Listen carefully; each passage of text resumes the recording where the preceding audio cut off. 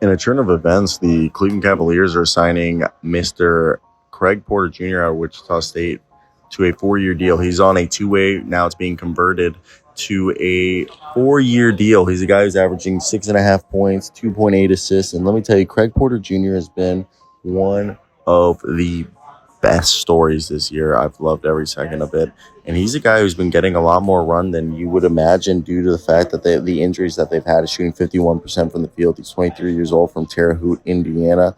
And the crazy thing is the kid went from Wichita State to, I think he was at before that, like Vincentians, which was like I think it was like a D2 college. It wasn't even like division. Yeah, he was playing Division 2 basketball for a year, and then he went and finished his last 3 years with the Wichita State Shockers, which is absurd to see his story and like how he's came from. And it's a really cool one because I think Craig Porter Jr., he's a guy who's got grit and he's following the footsteps of Fred VanVleet legitimately. And if there's anyone you have to compare him to, is he's like kind of gritty like Fred VanVleet.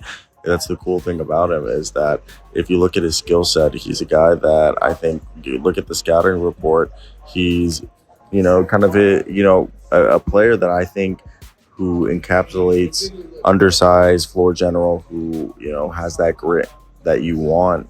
As I think he's a super active player on both sides of the court.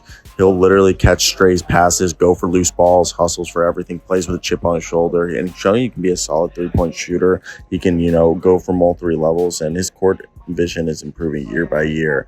And I like when we saw it in college, and he's aggressive, attacking on offense, either the rim, the 3-point shot, and I think that's the big thing. I mean, look, I think he just plays with that mentality that you want to see. I want to hear you guys' thoughts if you guys agree with me, but that's basically going to be it for me. Peace out.